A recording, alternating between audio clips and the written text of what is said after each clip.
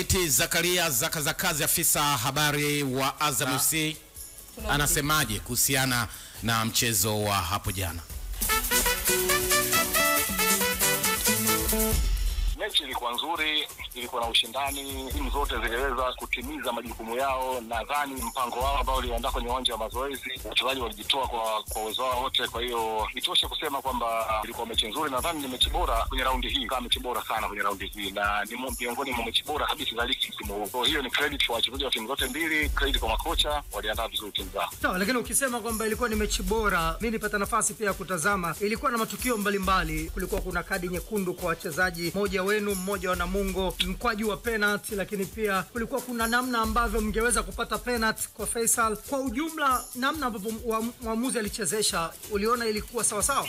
Matukio hayo yote uliyoyataja ndio sehemu ya mchezo na ndio yanafanya mchezo kuwa bora. Ukiacha makosa ya mwamuzi kama hayo ambao unayasema, pia kuna makosa ambayo wachezaji wetu waliyafanya, wachezaji wa Namungo waliyafanya, kwa sababu makosa ni sehemu tu ya mchezo. Jambo lingine ni kwamba sitaki sana kujiingiza kwenye makosa ya mwamuzi, kwa sababu kuna mambo mengine mengi ya kuzungumzia kwenye ile mchezo na sana. Kwa mfano, tungeweza kushinda ile mechi sisi. Tulipata nafasi za kumaliza mechi tukashinda. Nafasi ya Sopu ile ilikuwa ni kuweka mpira wavuni tu, wala haina shida. Nafasi ya Faisal Salum aligongesha mwamba nguzo, ilikuwa ya kufunga tu kama. Kwa hiyo regardless maamuzi yalikuwaje, lakini chance ya kushinda ule mchezo bado tulikuwa nayo na tukiitumia.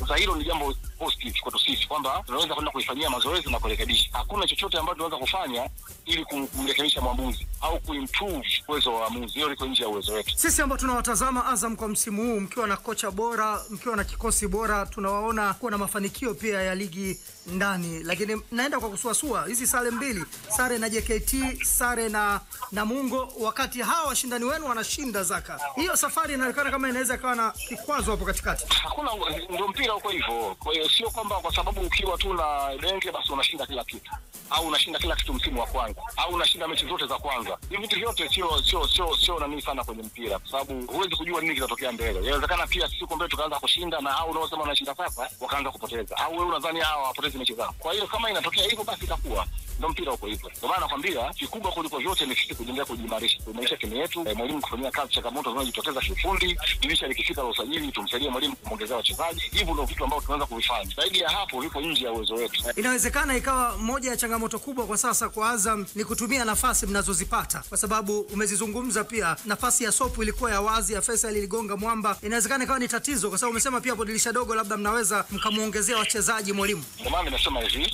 hii ni nafasi ya sisi kuimarisha timu yetu. Endapo wakati wa usajili ukafika na mwalimu akataka aongezee wachezaji, klabu itamsaidia. Lakini kama nadhani wanatosha waliopo, ila tu ni kuendelea kuwanoa, iko mikononi mwake yeye. Hilo ni swala ambalo tunamwachia mwalimu. Mwalimu ni mtaalamu sana, ni mzoefu, atajua cha kufanya.